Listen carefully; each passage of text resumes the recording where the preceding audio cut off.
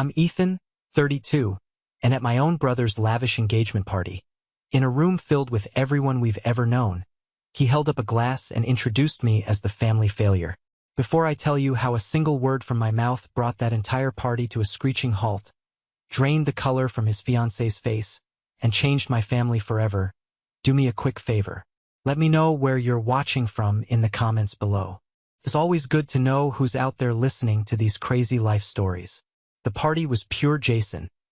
Ostentatious, loud, and meticulously designed to scream, "I've made it." He'd rented out a top-floor venue in a downtown skyscraper, a place with panoramic views of the city lights, where the air itself seemed to cost money. The waiters moved with a silent, judgmental grace, and the clinking of champagne flutes was the dominant soundtrack. Jason, my brother, 3 years my senior, was the sun around which our family had always orbited. He worked in high-stakes finance, drove a German sports car, and possessed an unshakable confidence that often bled into arrogance. His fiancée, Sophia, was his perfect match, a fiercely intelligent corporate lawyer whose smile was as sharp and polished as the diamonds on her hand. They were a power couple, and this engagement party was less a celebration of love and more a declaration of their joint victory in life. And my role in this grand spectacle? I was the unpaid help, the bartender. "Ethan, you're a lifesaver." Jason had clapped me on the back a few days before, his tone suggesting he was bestowing a great honor upon me. "The caterers charge a fortune for a dedicated bartender. You can handle it, right? Just keep the drinks flowing. It'll be a huge help." He didn't ask. He informed me. It was a transaction where my time and dignity were the currency. So there I stood, behind a long, linen-draped table, lined with bottles of premium liquor and buckets of ice, wearing a crisp shirt and slacks that felt more like a uniform with each passing minute. I served $100 champagne to Jason's friends, men who talked loudly about stock portfolios and summer homes in the Hamptons. They looked past me, through me, their eyes scanning the room for someone more important to talk to. Then I saw her, Linda, my ex-girlfriend. She was standing with her husband, Greg, one of Jason's closest and most obnoxious friends. Linda and I had been serious once for 3 years. She'd left me because, in her words, I lacked ambition. She needed a partner who was going places. Apparently, Greg and his burgeoning paunch were going places. She caught my eye and gave me a small, tight smile. It wasn't a friendly gesture. It was a look of confirmation, a self-satisfied glance that said, "See, I was right about you, still serving drinks while the rest of us run the world." The old, familiar ache of that breakup flared up, a dull throb of humiliation. I was busy trying to ignore it when the tapping of a glass silenced the room. Jason, glowing under the spotlight, began his toast. He was a natural performer, charming and effusive. He thanked Sophia's parents for raising such a brilliant woman. He thanked our parents for their bottomless support and for always believing in him. And then he turned, a wide grin spreading across his face, and gestured with his glass directly at me. "And I have to give a very special shout-out to my little brother, Ethan," he boomed, his voice dripping with condescending affection, "for graciously volunteering to man the bar tonight. He's got a lot of experience with, paperwork and answering phones down at the courthouse, so this kind of service role is right up his alley. Let's hear it for him." A smattering of polite, confused applause broke out. A few of Jason's friends snickered into their drinks. I saw my mother's face tighten into a pained, forced smile. My father simply took a long, slow sip of his scotch, his eyes fixed on the far wall. The heat rose in my face, a burning wave of pure shame. I grabbed a clean glass and began polishing it with a cloth, focusing on the repetitive motion, my knuckles turning white. After the speech, as the chatter resumed, my mother's friend, Patty, drifted over. She was a kind, gentle soul, utterly oblivious to the undercurrents of cruelty in my family. "That was just a lovely toast, dear," she said, beaming. "It's so wonderful that you're here helping your brother out. He must be so proud." She leaned in conspiratorially. "So what is it you do down at the courthouse exactly, Ethan? Your mother is always so vague about it." The world seemed to slow down. This was the moment, the precipice. I could do what I always did. I could give the vague, non-committal answer. Mumble administration or office work. I could swallow this humiliation, just as I had swallowed 1,000 others. I could keep the peace. I could be the glue. But as I looked up, I saw Jason watching me, a smug, triumphant look on his face. He was waiting for me to squirm. I saw Sophia standing beside him, a flicker of something unreadable in her eyes. I saw Linda, whispering to Greg, both of them glancing over at me with pity. And something inside me, a part of me that I thought had died long ago from neglect, refused. It refused to be small for one more second. I set the glass down on the table. The sound was a soft, definitive click. I straightened up, pulling my shoulders back.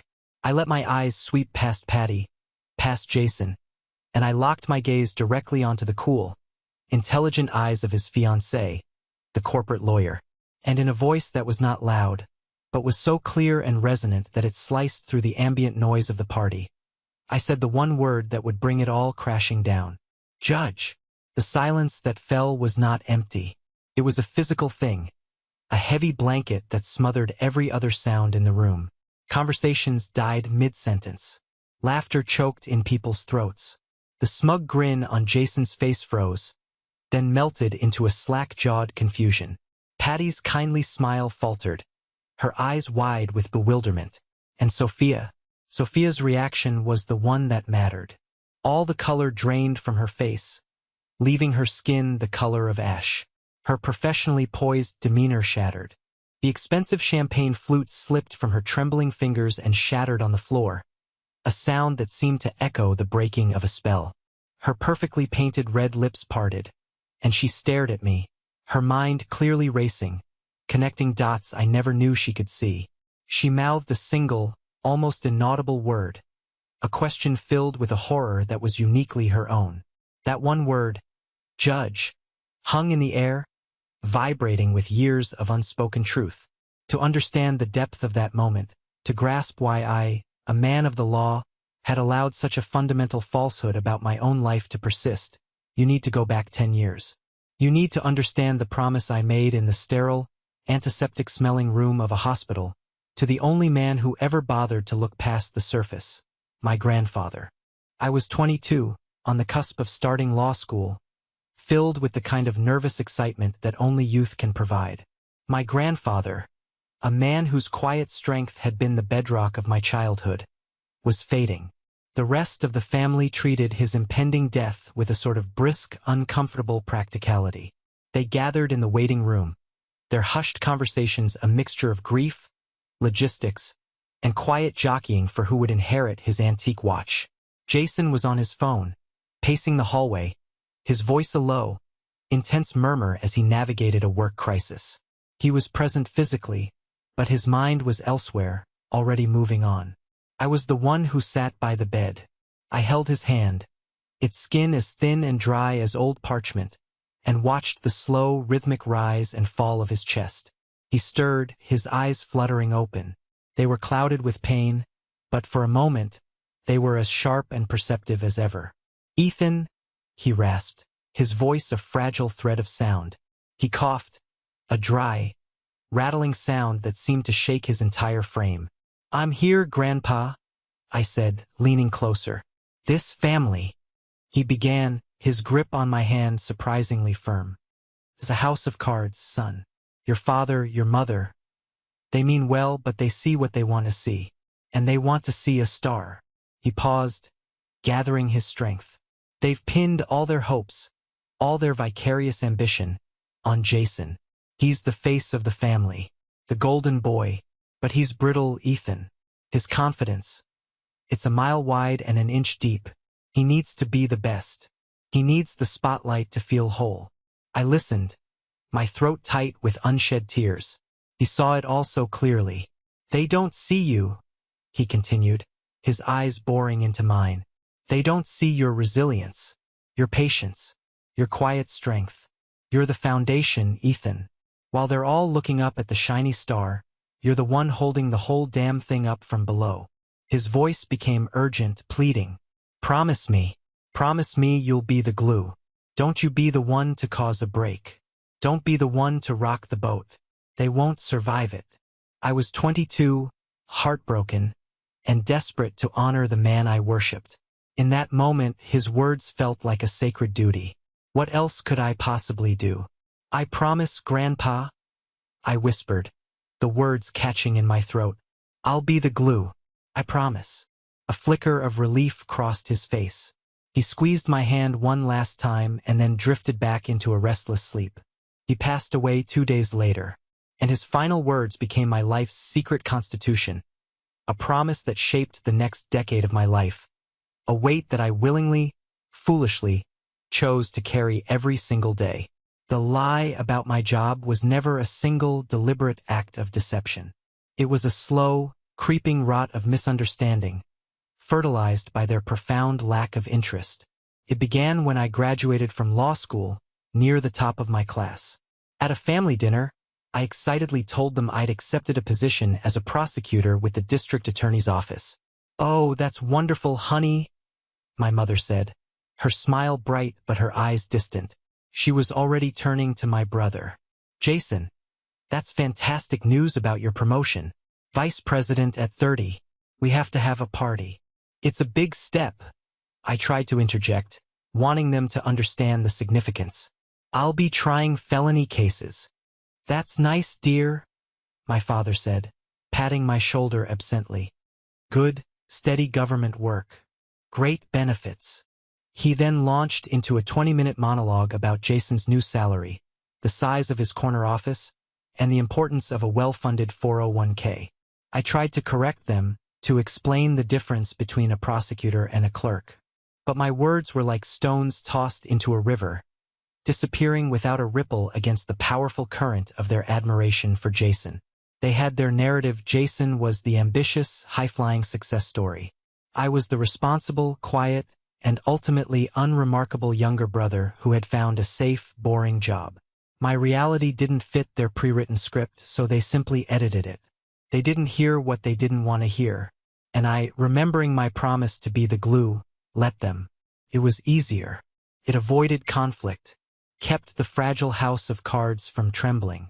So I just stopped trying. My silence became my compliance. It became a grim, recurring pattern. Jason would get a 6-figure bonus. My parents would toast him with champagne. I would get a murderer convicted and sentenced to life without parole. My parents would ask if I was still happy with my little office job. At holidays, the disparity was almost comical. For Christmas, Jason received a Rolex. I received a gift card to a department store. The unspoken message was clear.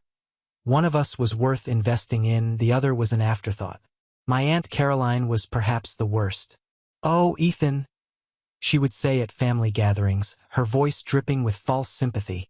"It's so nice you have a job with such regular hours. My David, the doctor, he works such crazy shifts. But of course, his salary more than makes up for it.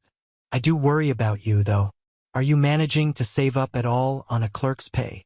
Each comment was a small, sharp paper cut, and over 10 years I was covered in them. The only person who saw through the facade was Grandma Eleanor. She was quiet, but her eyes missed nothing. She lived in a small, tidy condo filled with books and memories. About a year after I was formally appointed to the bench at 29, an achievement that made local news and was a huge topic of conversation in the state's legal community, she invited me over for tea. She didn't mention the appointment at first.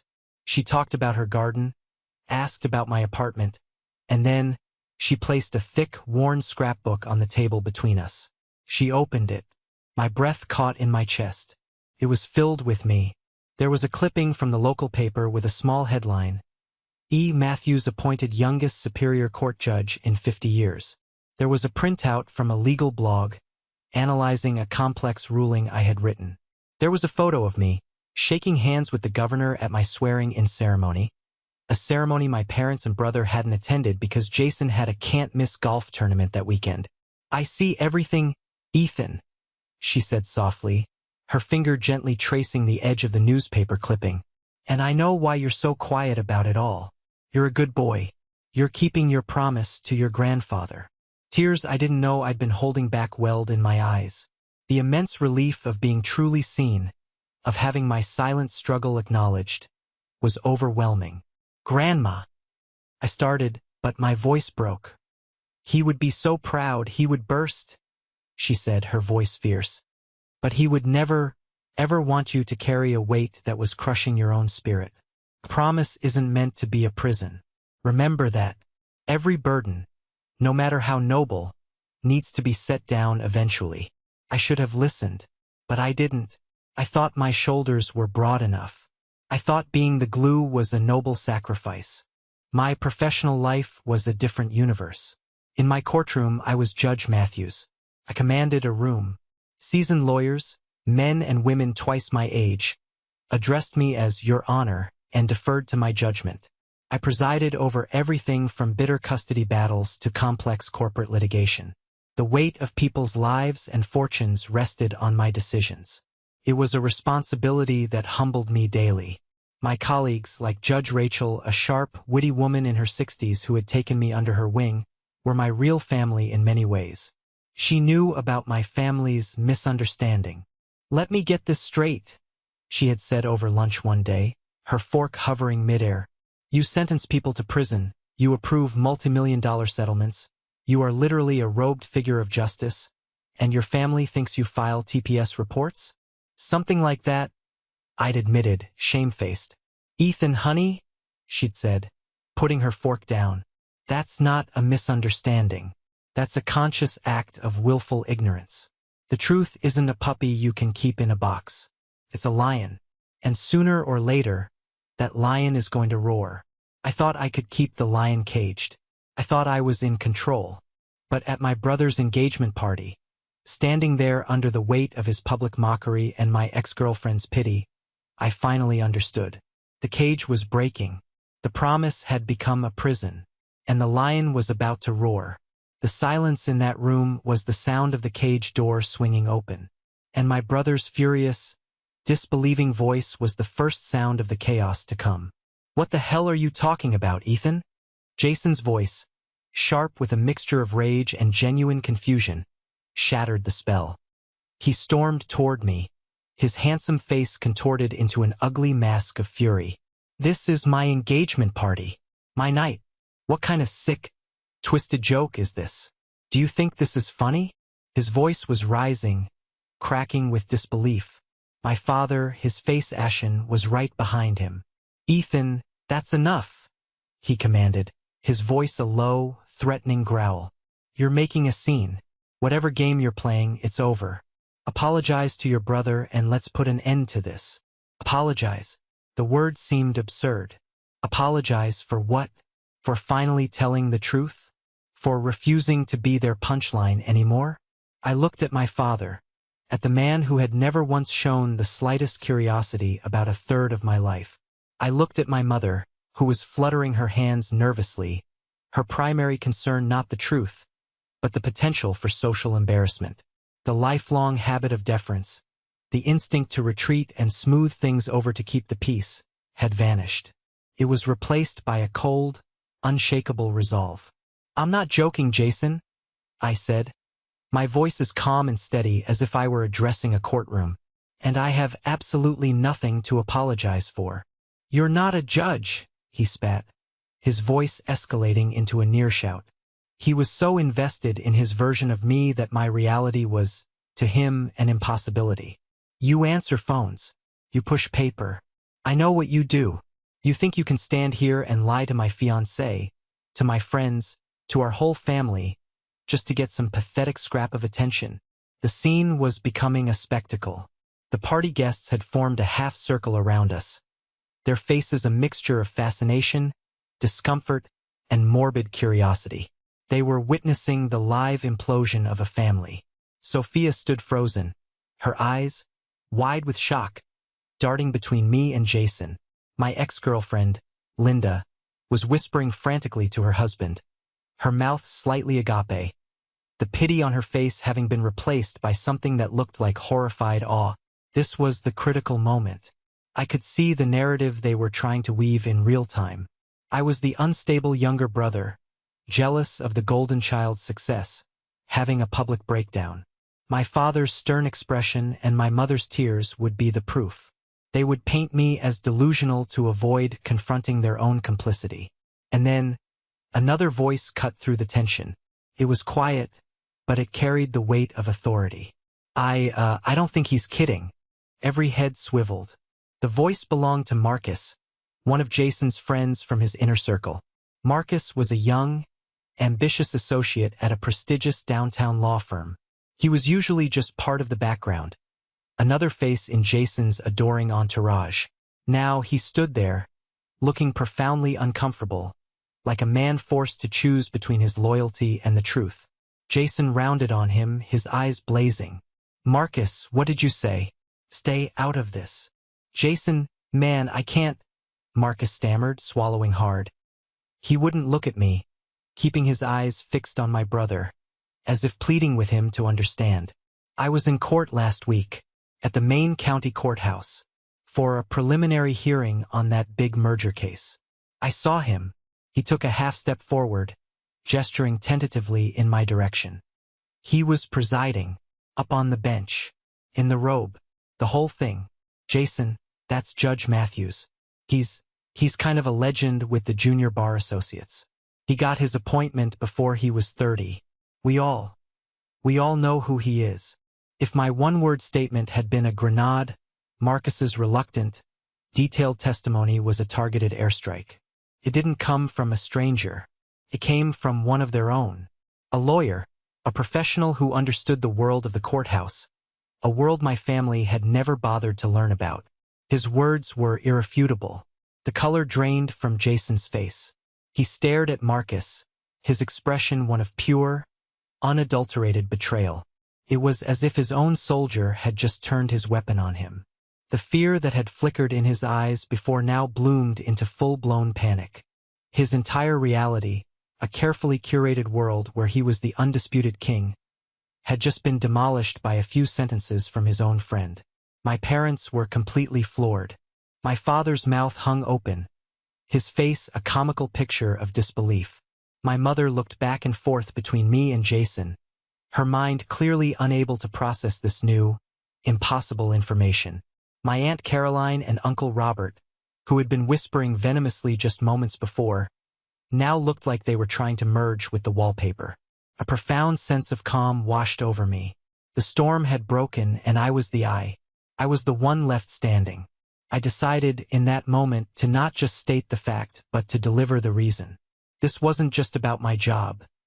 It was about the lie we had all been living.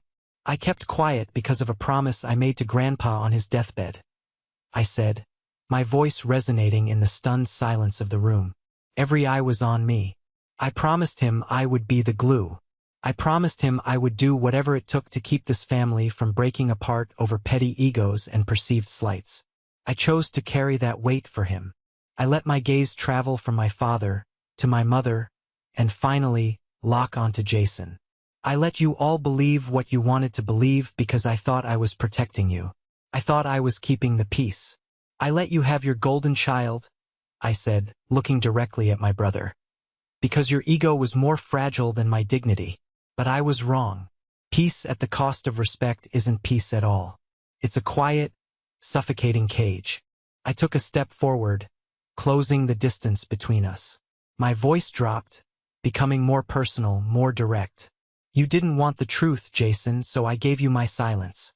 A silence I kept for 10 years out of love and respect for a dying man's wish. You can't be angry with me now that the silence has finally ended. You're the one who broke it. You broke it when you stood up there and used me as a punchline to make yourself feel tall. With a finality that felt liberating, I reached down, untied the strings of the bartender's apron I was still wearing, and folded it neatly. I placed it on the bar, a symbolic shedding of the role they had assigned to me. I gave Marcus a brief, almost imperceptible nod, a silent acknowledgement of his courage. It had cost him something to speak up, and I knew it. Then I turned my back on all of it. I walked through the sea of stunned, whispering guests, past my speechless family, past the wreckage of my brother's perfect night. I walked out of the venue, into the cool, indifferent air of the city, and I didn't look back. I didn't know what would happen next, what new configuration our broken family would take. But I knew, with a certainty that settled deep in my bones, that nothing would ever be the same again. The glue had come undone, and I was finally free. The walk back to my apartment was a blur. The city's symphony of sirens and traffic was a distant hum. My mind was a chaotic replay of the last hour. The shock on their faces, the satisfaction, the guilt. Had I done the right thing? Had I detonated a bomb in the center of my family out of pure, selfish pride? My phone began to vibrate relentlessly in my pocket. Jason, my mother, my father, Jason again. A cascade of desperate attempts to pull me back into the chaos. I ignored them all, letting the calls go to voicemail. When I finally stepped into the clean, quiet space of my own apartment, I felt like a soldier returning from a long war. I poured a glass of cold water, my hand shaking almost imperceptibly. I stood at my floor-to-ceiling window, looking out at the endless grid of city lights, a universe of stories playing out in the buildings below. This was my life, the one I had built for myself, in the shadows of their neglect. I had a career that gave me purpose, a home that was my sanctuary, the respect of my peers. Why had I allowed the opinion of people who refused to see me to hold so much power for so long? My phone buzzed again, this time with a text, a number I didn't recognize. My heart hammered against my ribs. We need to talk. This is Sophia. Of course. The fiancée, the high-powered lawyer. She was the biggest variable, the one piece on the chessboard I couldn't predict. Her reaction, her next move, would determine the next phase of this war. I was tempted to ignore it, to shut out the world for one night and just breathe. But I knew I couldn't. The storm wasn't over. It had just followed me home. With a deep breath, I typed a simple reply. When and where? Her response was instantaneous, clinical. Your office. Monday. 9 a.m. I'll clear my schedule. My office. My chambers. The place where the name on the door was Judge E. Matthews. My territory. The ground where I held all the power. It was a calculated move, and I couldn't tell if it was an act of aggression or one of complete surrender. Just as I set the phone down, one last text came through. It was from Grandma Eleanor. The truth is a heavy burden to carry, Ethan, but a lie is a heavier one to live under. I am so very proud of you tonight. I read her words, and a wave of warmth spread through my chest, chasing away the cold knot of guilt. Maybe I hadn't destroyed my family. Maybe I had just given us all our first terrifying chance to finally be honest. The weekend passed in a self-imposed exile.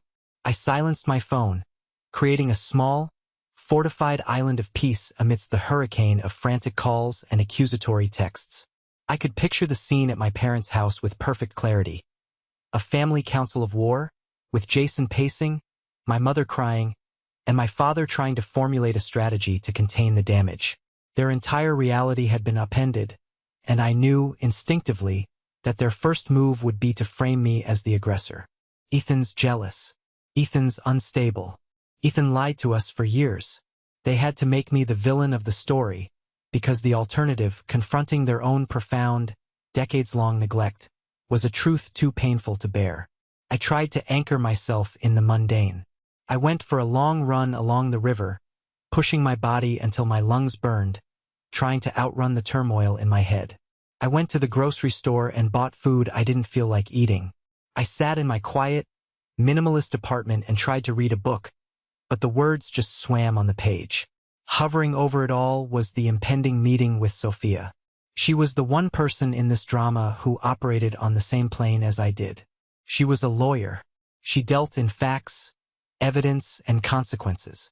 She couldn't be swayed by my family's emotional manipulations. Her verdict on the situation would be cold, logical, and, I suspected, final.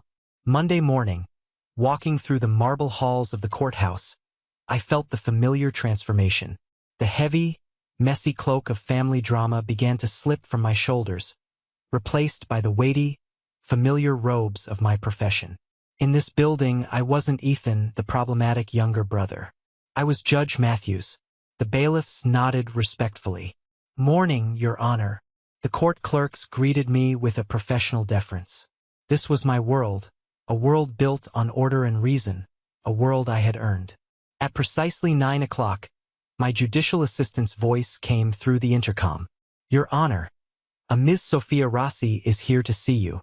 "Send her in, Maria," I said, my voice betraying none of the tension coiling in my stomach. Sophia entered my chambers. She was a completely different person from the glamorous fiancée at the party. The celebratory sparkle was gone, replaced by a severe, almost martial aura. She wore a tailored charcoal gray power suit, her dark hair pulled back in a tight, immaculate bun.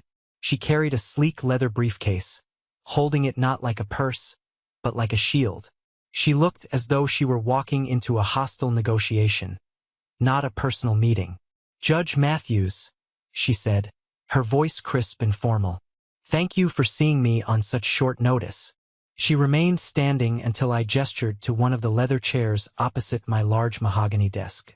"Sophia," I replied, deliberately using her first name to push back against the formality. "You said you needed to talk." She sat, her posture perfect, her hands clasped on top of her briefcase. She took a deep, controlled breath, the kind one takes before delivering a difficult closing argument. "First," she began, "I need to offer you my profound apology for Jason's behavior at the party. It was unprofessional, disrespectful, and utterly inexcusable." "That's his apology to make, not yours," I said, keeping my tone neutral. "No," she countered, shaking her head sharply. "It is mine to make as well, because I knew." I felt my eyebrows raise slightly. I leaned forward. "You knew what, exactly?" "I suspected," she corrected herself, the lawyer in her demanding precision. "When Jason first mentioned years ago that his brother Ethan worked at the courthouse, I filed it away as a piece of trivia. But when we were addressing the engagement invitations, I saw your full name, Ethan Matthews. E. Matthews." She paused, her gaze intense. It rang a bell, a very loud, very expensive bell for my firm. I remained silent, letting her continue. "Judge E. Matthews," she said, the name sounding foreign in her mouth. I remembered the name from the Pharmatech class action ruling last year. It was a massive case for my firm. I wasn't lead counsel, but I was on the support team. We all were. The case was a bloodbath for our client. The loss was significant. "I remember the case," I said dryly. "I'm sure you do," she replied, a flicker of a wry smile on her lips. "After seeing the invitation, I did a search. Public records. Took me all of 5 minutes. I saw your picture. I saw your judicial appointment records. I knew who you were. The confession hung in the air between us, stark and damning. So you knew who I was, long before the party." "Yes," she admitted, her voice dropping to a near whisper.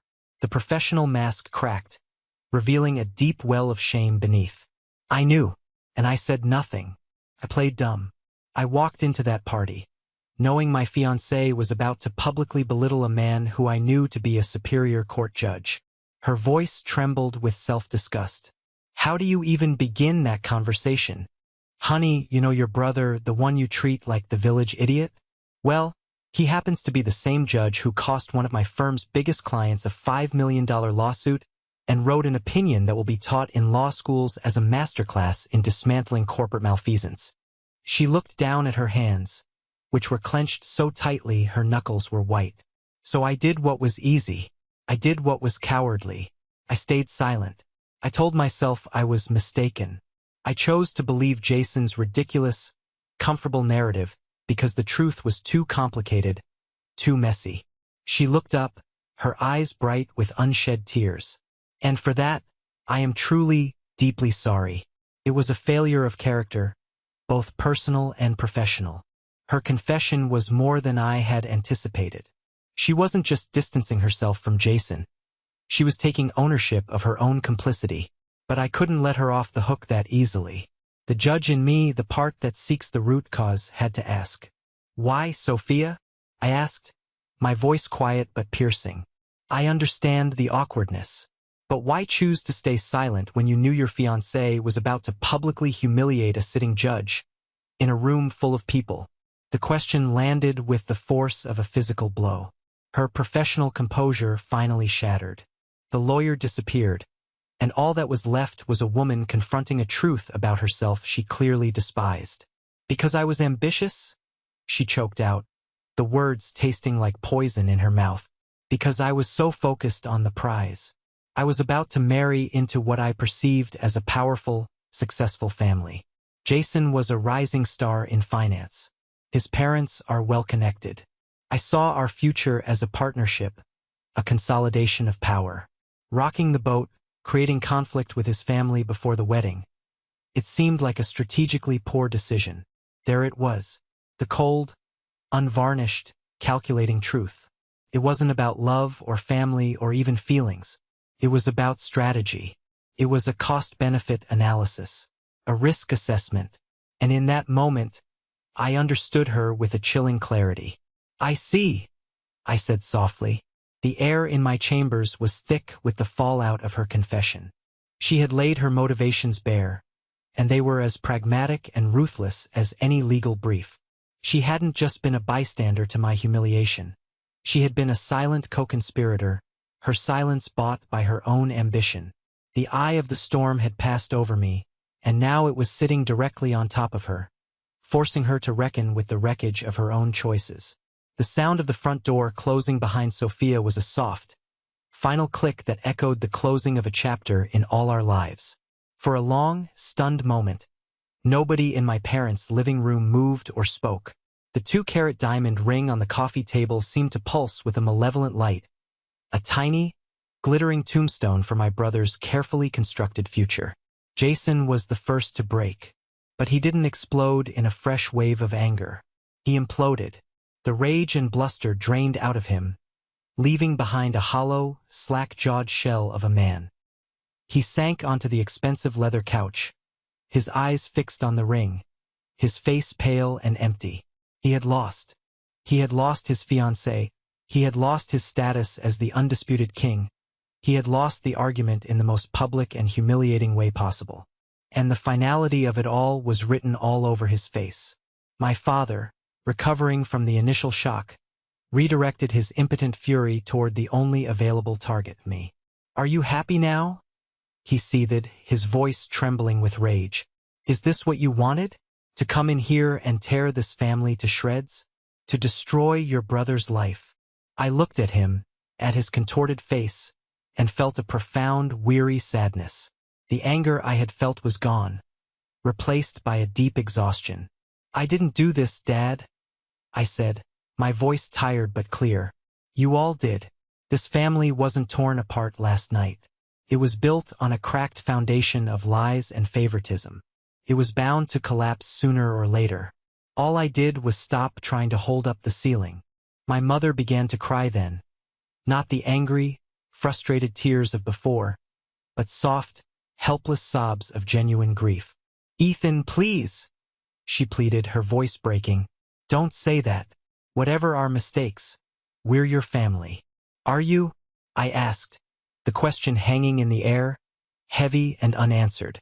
A family is supposed to see you, to support you, to build you up, not use you as a measuring stick to make someone else feel tall. Not ignore your entire life because it doesn't fit into their narrative. I looked at my parents, at their shocked, wounded faces, and I knew I had to leave before I said something I couldn't take back. "I need space," I said, my voice softening slightly. "I can't do this anymore. We all need some time." I turned to go. My father's voice, stripped of its usual authority, called after me. "Where are you going?" "Home," I said without turning around. "To my real life, the one I built for myself." The days that followed were defined by an eerie, unnerving silence. No angry phone calls, no manipulative texts. It was as if a ceasefire had been called in a war I didn't even realize I had been fighting for so long. I knew they needed time to sift through the wreckage, and frankly, so did I.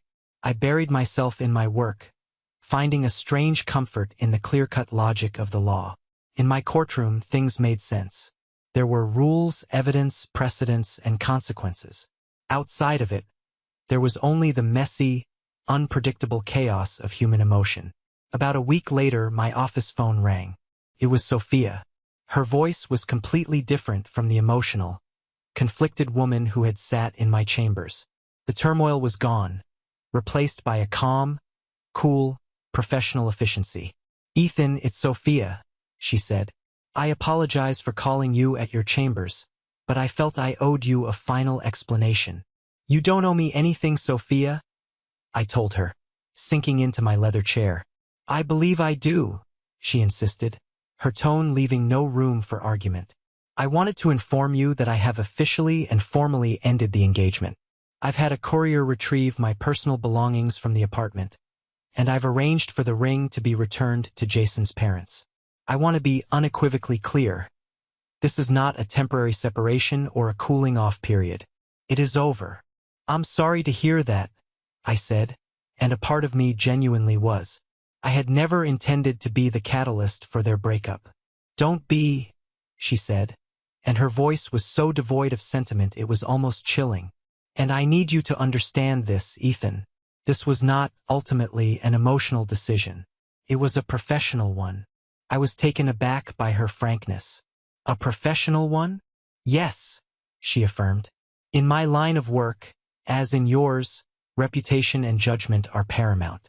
They are our currency. My judgment in my choice of a life partner has been revealed to be deeply, fundamentally flawed.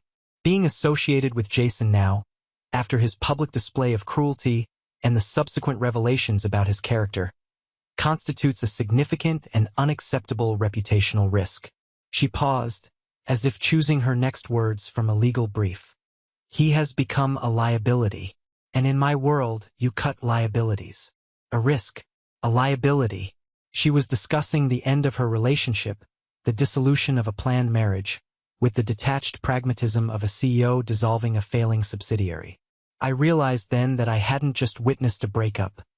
I had witnessed a lawyer cutting her losses in the most ruthless way possible. It was brutal, it was cold, but it was also the most authentic thing she had said. She was, in her own way, a survivor. She had assessed the damage, calculated the potential for future losses, and made the only logical choice to protect her own interests.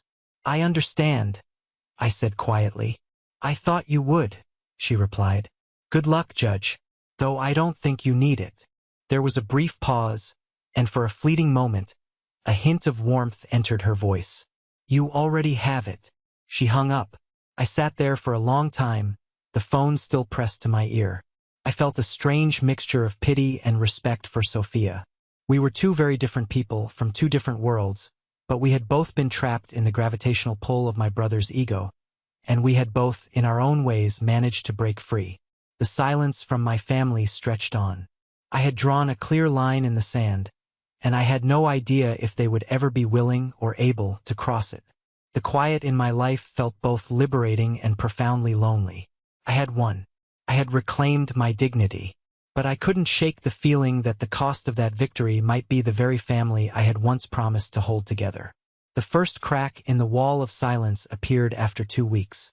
It wasn't a phone call, which would have been too confrontational, or a text, which would have been too casual. It was an email from my mother, arriving in my inbox late one Tuesday night. The subject line was just 2 words: "Thinking of you."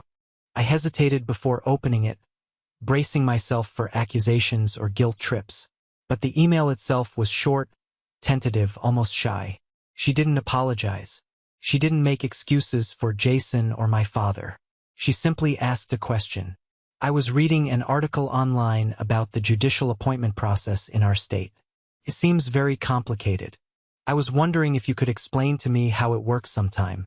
If you're not too busy, of course. It was such a small thing, a simple question. But in the context of our family's history, it was monumental. It was the first time in my adult life that she had shown any genuine curiosity about my world, rather than trying to shoehorn me into hers. It was a tiny, fragile olive branch, extended across a chasm of misunderstanding.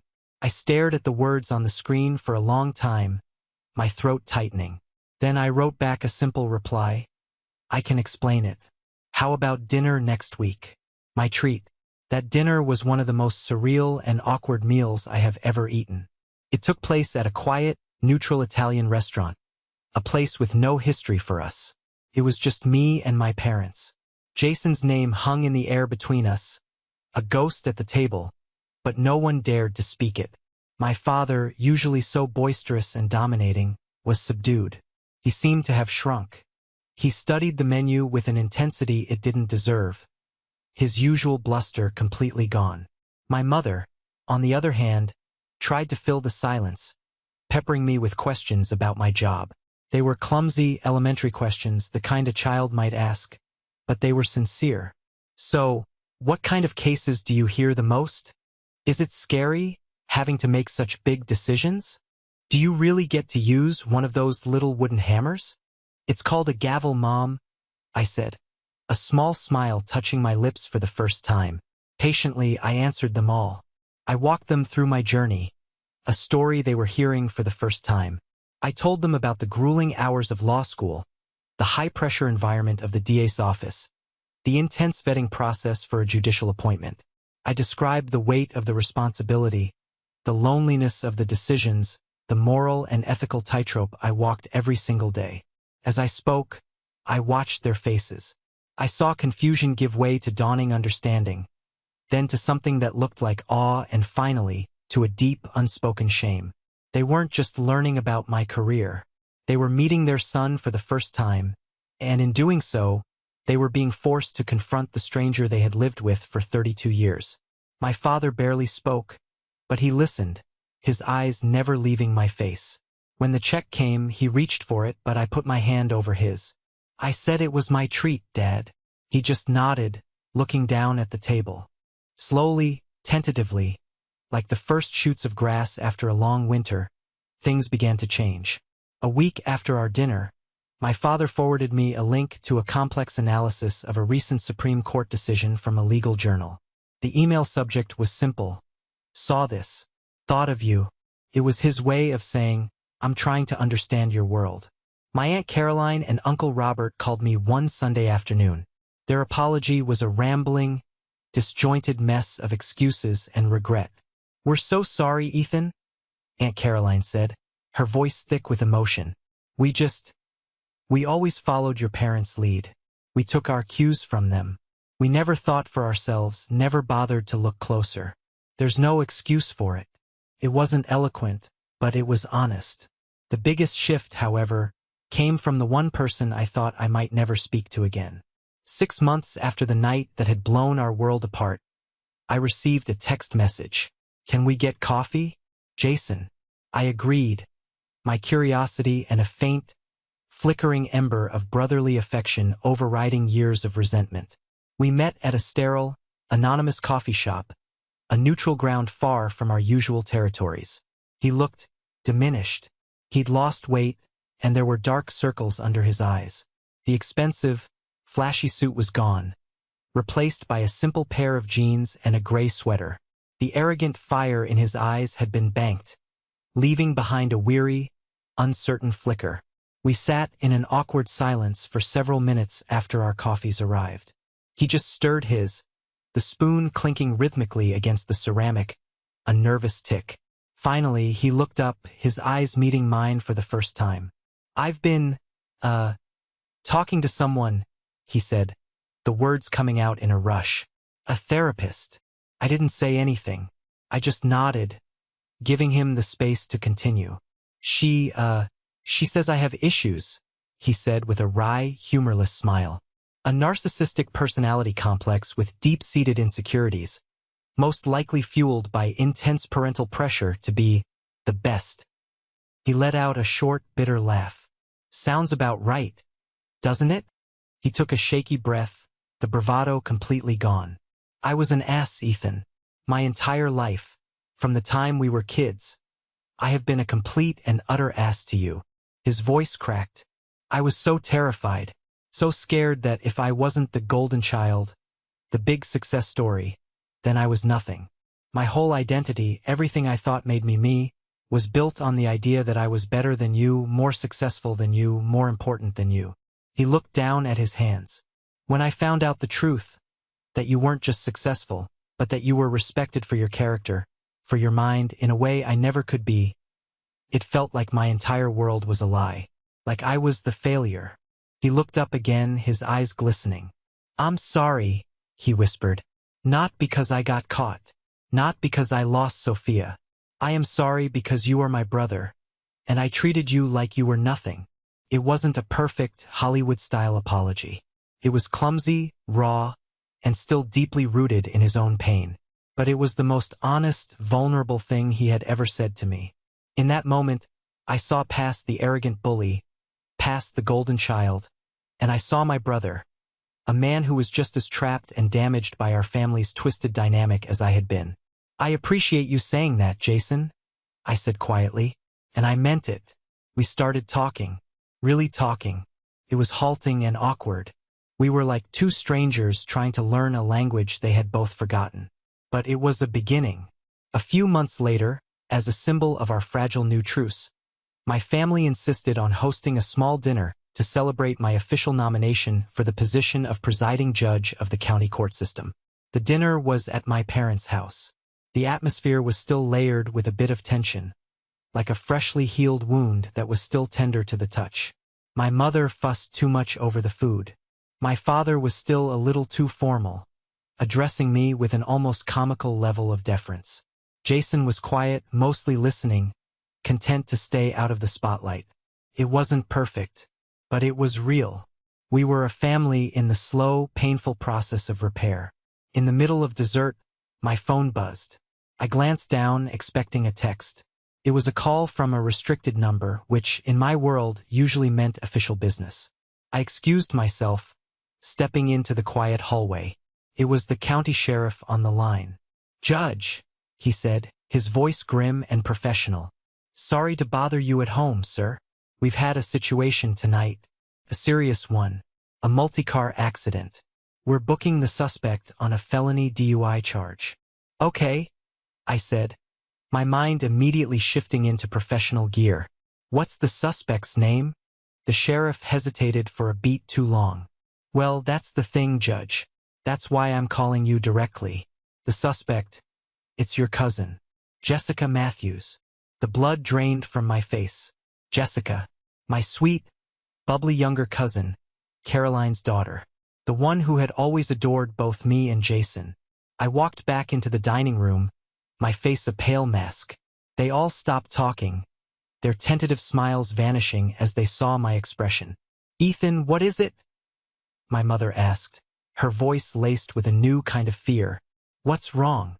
I looked at my family, at this fragile new piece we had so painstakingly built, and I knew, with a sinking heart, that it was about to face its first, and perhaps its greatest, test. The news fell like a bomb into the quiet, carefully reconstructed atmosphere of the dining room. Jessica, arrested for a felony DUI. The implications were immediate and catastrophic. My Aunt Caroline would be devastated. The family name would be in the papers. My father, reacting with the instincts of a lifetime, immediately went into damage control mode. "Okay, first thing tomorrow, we get her the best defense lawyer in the state," he said, his voice taking on a commanding tone I hadn't heard in months. "We need to handle this quietly, keep it out of the press." My mother was already fretting about the social fallout. "Oh, my word, what will people say? Caroline will be mortified." They were falling back into their old patterns. Their immediate concerns focused on appearances, containment, and leveraging influence. I stood there, the phone still warm in my hand, and I felt the collective weight of their expectations shift and settle squarely onto my shoulders. Every eye in the room was on me. But they weren't looking at Ethan, the son, the brother, the nephew. They were looking at Judge Matthews. They saw a solution, connection, a shortcut, a way to make this terrible, messy problem go away. I could feel the unspoken plea in the air. "Help us, Ethan. Fix this for the family." The pressure was immense. A familiar phantom from my past, whispering to me, telling me to be the glue one more time. And then, Jason did something that proved, beyond any doubt, that his change was real. He stood up slowly from his chair, pushed it back, and walked over to where I was standing. He didn't look at our parents or our aunt and uncle. He looked directly at me. He put a firm, steadying hand on my shoulder. "Do what you have to do," he said. His voice quiet but resolute, meant for my ears alone. And then he spoke a little louder, for the whole room to hear. "Judge." He called me Judge. It wasn't the disbelieving, spat-out word from the engagement party. It wasn't a revelation or a surprise. It was a title. It was an acknowledgement of my role, my duty, a responsibility that I held which superseded our family ties. In that single, respectful word, I saw the true measure of his journey. He was finally seeing beyond himself, beyond the family's insular world. He was seeing me and the burden I carried. My father started to protest. "Now, Jason, this is family." "No, Dad." Jason cut him off, his voice firm. "Stop. This is his world. These are his rules. We need to respect that." I looked around the table, at my family, their faces a chaotic mix of fear, hope, and confusion. And in that moment, a profound and liberating realization washed over me. For 10 long years, I had yearned for their approval. I had believed that their recognition of my success was the prize I needed to win. But it wasn't. The real victory wasn't the moment they learned I was a judge. The real victory was this moment, right now. The moment I realized their approval, while welcome, was no longer necessary for my sense of self-worth. My value wasn't something they could bestow upon me or take away. It was something I had forged myself, in the quiet solitude of my office, in the lonely weight of my decisions, in the integrity I fought to maintain every single day. I would handle Jessica's case as the law demanded. I would immediately and formally recuse myself from presiding over it, citing conflict of interest. I would ensure it was assigned to another judge, randomly and by the book. I would offer my family emotional support, but I could not interfere with the course of justice. They might not understand. My aunt might feel betrayed. My parents might be disappointed. But for the first time in my life, that was okay. They would have to learn to live with it, because I had finally learned to live with myself. The glue that held our family together was no longer a promise made out of a young boy's sense of duty. It was a new, fragile, and infinitely more powerful respect, a respect built on the hard, unforgiving ground of truth.